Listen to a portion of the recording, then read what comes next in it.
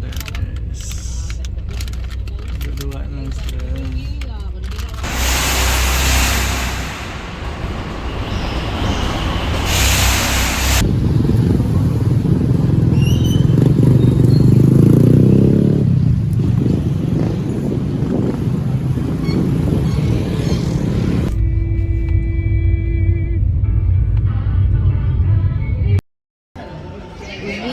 We never expected the typhoon to be that strong.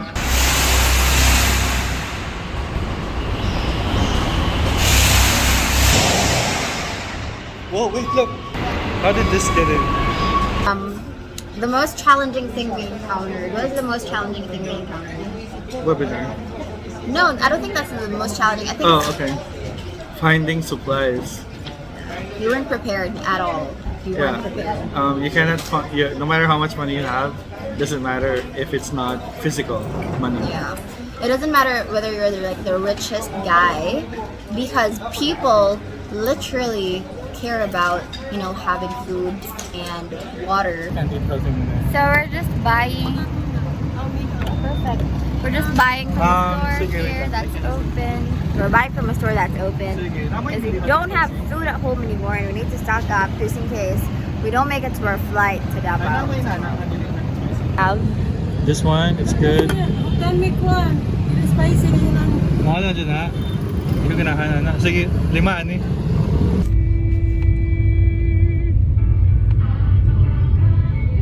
Wala na yung mask eh. Oh shit.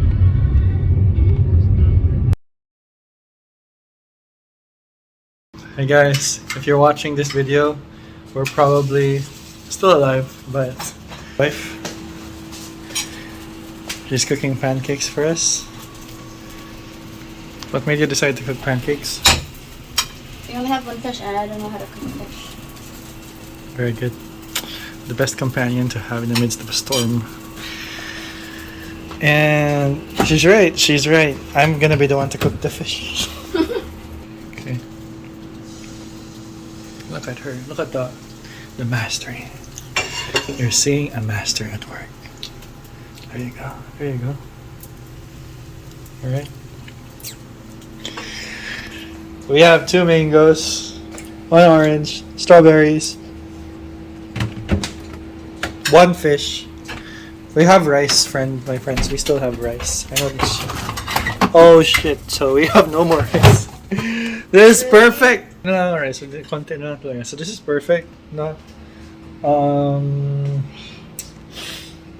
Yeah, we're definitely going out tomorrow to buy stuff. No choice. And literally there's a shortage in the supplies, which we were so shocked about because it was like only a night. Yeah. And then like it became freaking apocalyptic. It's like there's this zombie apocalypse that happened overnight. I remember when we were walking down there. Yeah, like trees got bald, there was so much ruin on the streets. And the winds almost blew us away. Yeah. Like lifted us up almost. It was like signal number 3, signal number 4. It was 4 during that night. Yeah. And I think we thought that the biggest challenge that we had was like the webinar. Yeah, because during the webinar, I don't know if we have a clip of the webinar getting interrupted, but We do. yeah, but the walls were vibrating so loud. This is the most challenging webinar he's ever done. Tell me if you are putting all of this. I love the challenge of this workshop. Like it's really windy. Sino ko relate? Malakas din yung hangin dyan. Type 3 if you can relate. Type 3.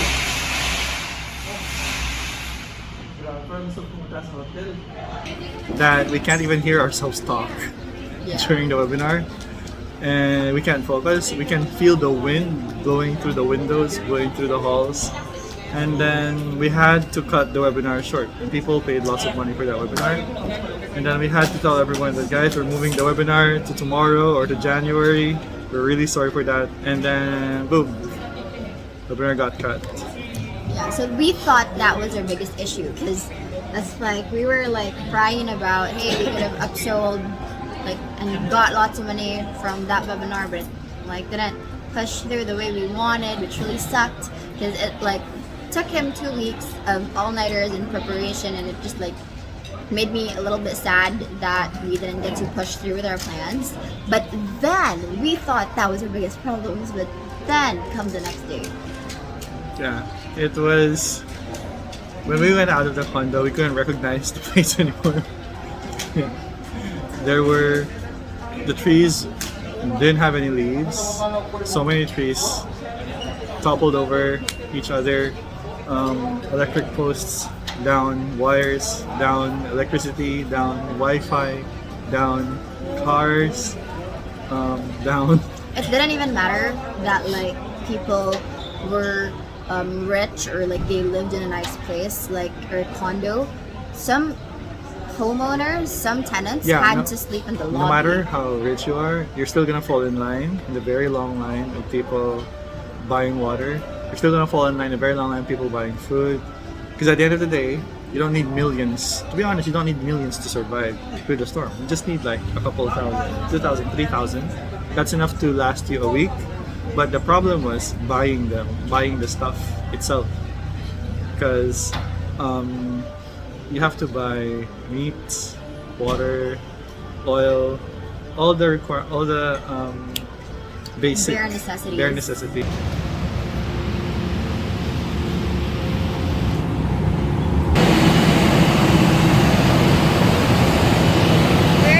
We're trying to get money for ATM. So this money has not available.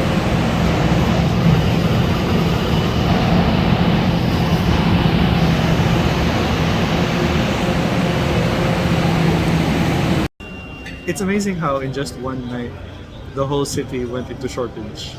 Shortage of fuel, shortage of... It's crazy, how come it all went into shortage in one night? Like everyone's picking up fuel every day, but how come in one night everyone just loses it? Like they lose their minds. The gasoline station... People are literally in hoarding mode. And quick disclaimer, I know our background is fancy. We're literally in a hotel because we need to keep working. We have clients to serve. And power is out in our place right now. We don't have Wi-Fi, unfortunately. This is why we're in a hotel. And this hotel usually is very empty. Remember, like almost all the time it's empty. But If now you look it's at like so it's full. packed. Yeah, it's very hard to find a table that's... And then if you look behind us, like everyone's trying to get a room because there are blackouts happening everywhere, and just people want the comfort. And I don't know how long this is gonna last. Some say it's weeks. My friend Fibo, slept in our place. Yo, bro. I don't know how long this is gonna last because all the wires are down. So my friend Fibo says it's gonna take weeks. So we're probably gonna be moving to Manila for a bit, to continue doing business. And it just comes to show that money isn't everything to have a quality life, because you're not in control of the universe, you're not in control of the weather, of the catastrophes. That's why self-work is still the best investment. And self-work doesn't just mean energy, but it also means survival skills, you know? Oh my god, I realized I had no survival skills. Like literally, if I were left in the storm alone, I had no experience. I've never experienced anything like it in my life. You know, I'm lucky enough to live in Davao, where storms are like a myth. We never really have them to an extent where it's like catastrophic and like apocalyptic. Like people lost their houses, roofs flying off. People on the streets just walking, don't know what to do. It's crazy. See, you can see some of the videos here. Yeah. Then literally the next day the storm happened, we were out in the streets first thing in the morning because we only had very little food left because we were supposed to fly to Davao. We weren't prepared. And we actually expected it to be over the next day. Like yeah, maybe, we're like, yeah, it's over. Hallelujah. And then it was just the beginning of the end. I don't know. But the internet is also very challenging. We need the internet a lot more than we actually thought we did. And I actually know how much we needed. It's just one of the biggest things that really shocked me was like how dependent I got and everyone got on technology. It's literally like at night we saw people like crowding in places because they were charging their phones. You know, it's just like such a mess of both our lives because there's no more Grab. We can't have food delivered, and we just fired our maid like 2 weeks ago. We shouldn't have done that.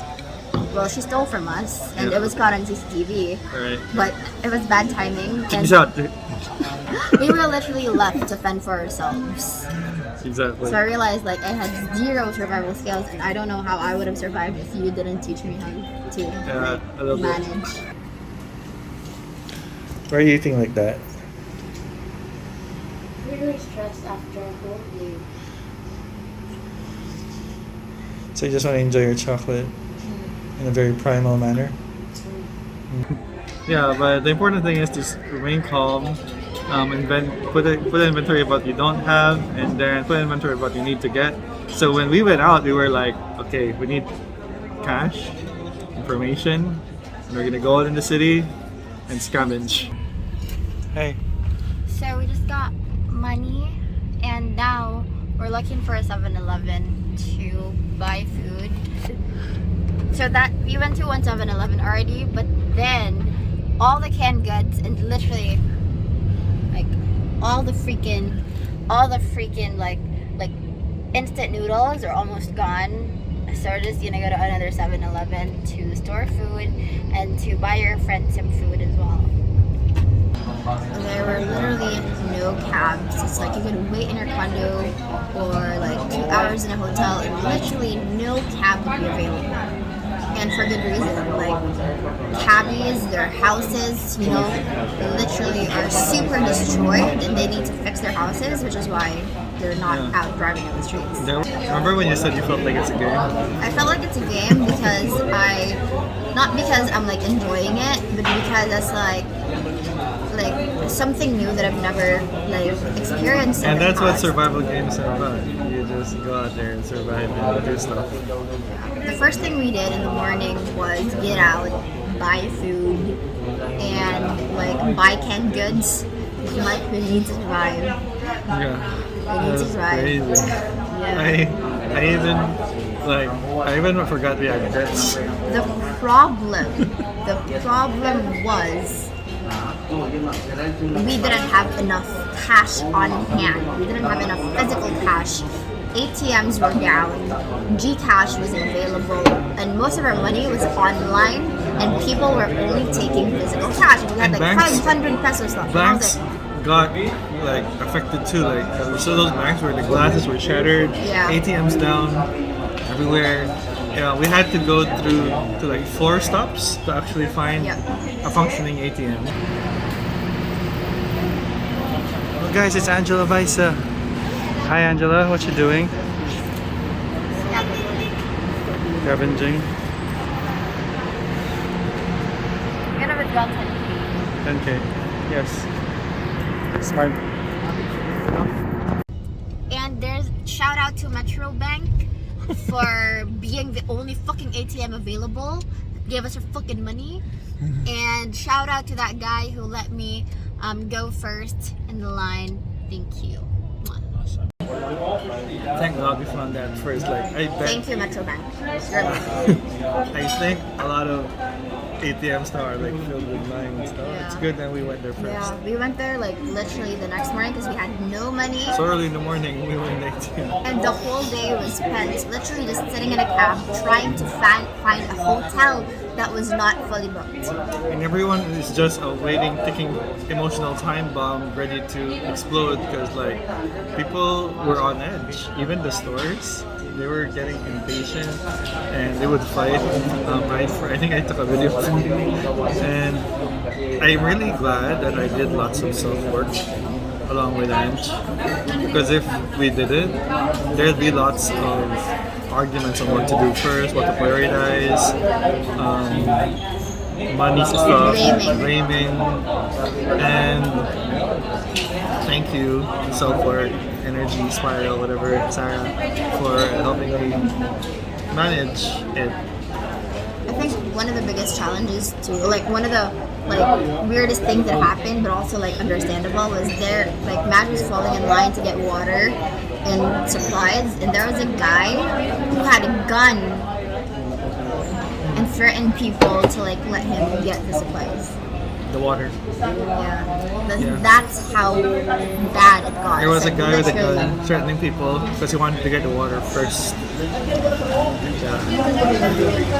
It's crazy. So those are like, that's the first day. We failed in trying to find a hotel. We like literally went to 7 to 10 different hotels and they were all fully booked. We were like, holy fuck, we are fucked. So the event got canceled and we had to accept that. And we honestly thought that it was going to be over after that day. We were freaking wrong. Yeah. So this is how we're spending our Christmas Eve. It's not Christmas Eve. Eve of Christmas. It's not Christmas Eve. You're Eve means exaggerating. we're getting close there, right? Christmas Eve is 24th. Let's ask her why she's reading the chakra. Don't talk to me, whatever you do.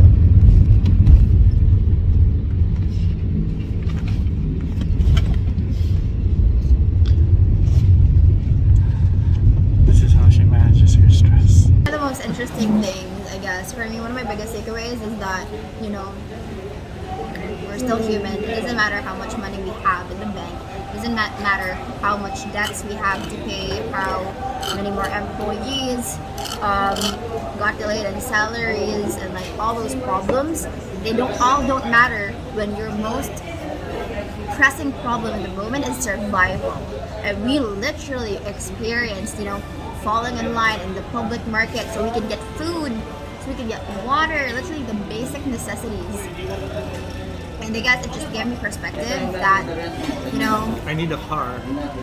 I'm still in a good place no matter what, because I still have my house, I still have electricity even though it's on and off, I still have, you know, the comfort, I still have food, I don't experience electric outage as much as those people who don't have generators experience. And you know, I'm not saying that because I think we are better off, but it's literally just me being so grateful that I'm in a good place, that no matter, you know, how hard I think I've had things, it's not equal to what other people are experiencing. Yeah, other people's rooms got destroyed. Yeah.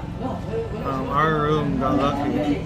Other people's rooms, their whole cardboard Windows. wall or windows, and our windows are really big. Like from in the bedroom, the windows are big from top to bottom.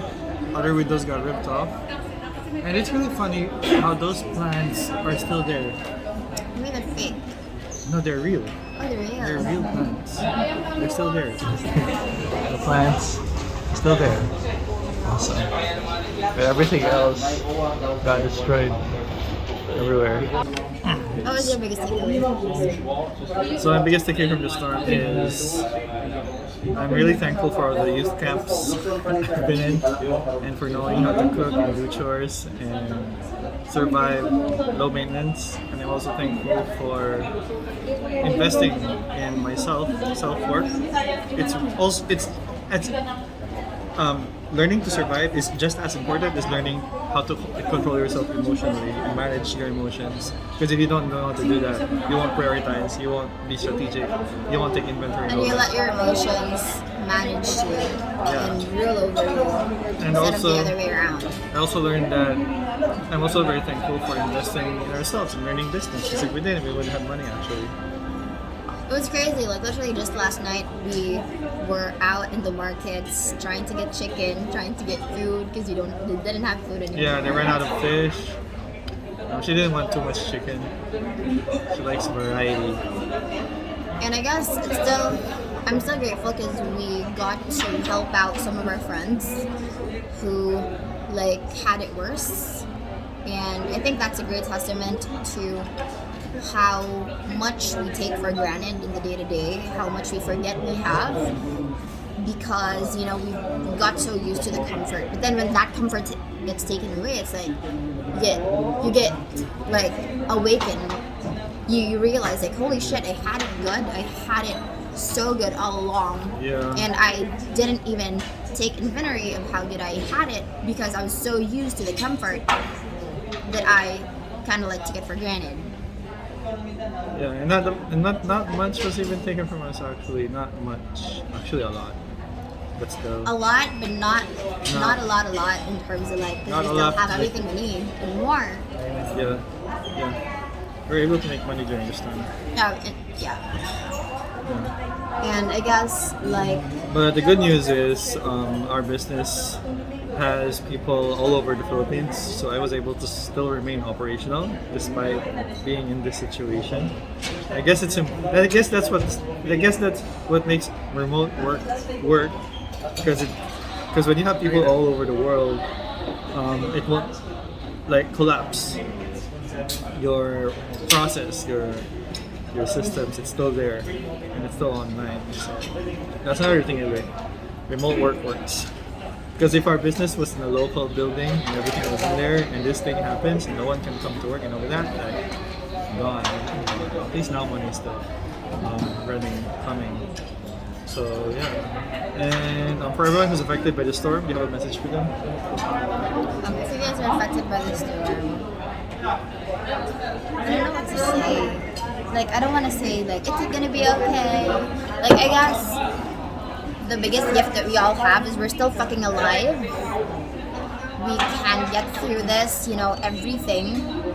You can either let it, like, cripple you or let you, let you get so much motivation from what just happened that you allow it to, like, make you better, and you allow that situation to be a gift instead of a curse. Yeah. Wait, she took the words out of my mouth. And just keep going. Keep going. Be strategic. Be wise.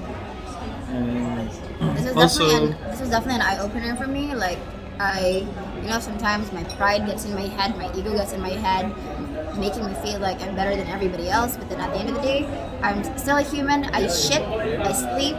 If I don't get food and water, I'm gonna die. And I'm still pretty much the same with like everyone out there. We just have different circumstances. I guess it's one of the things that I've learned too. It's like empathy in this situation, and knowing that we don't really have, like, we have more in common than we have differences. And I hope it doesn't take another storm for us to realize that. And never stop helping. Never stop caring. Know that.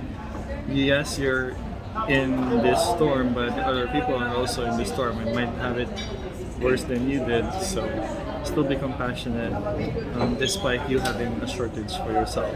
Yeah, and one of the people who really did that was like our cab driver yesterday. Like, he was like so kind. He drove us around even though he was supposed to go home because we didn't have fucking food anymore. And his house, his roof. Yeah, and his experience in the storm was way worse. His roof got destroyed, and he was still out there. He was still helping us, and he was still very kind and smiling. Yeah, and he even laughing. went out of the car to ask the vendor. Yeah, he went out of his way to help us, and I really appreciate that. It restores my faith in humanity, if anything. And I'm still so grateful that there are people like like him. Yeah. And I guess we're still really grateful to be here, to like have experience. Obviously, it's not comfortable right now, where it's not comfortable that we had to go through this, but it's definitely something it's a story to tell. Yeah, it's a story to tell, and it's given me at least like that perspective of where I am and how blessed I actually am to be able to be in this place, and that right now I do have like would you like, it's not the responsibility, but like I even have more of an incentive to help out the people who got affected, because they still have everything they need in order. Except the internet. So guys, that's our really great Christmas opener experience. Not the best while we were going through it. Okay guys, thanks for watching. Let me know how your experience was with the typhoon, and what your biggest takeaway was. I'd love to hear from you. And we will see you, or I will see you on my next video. He loves me.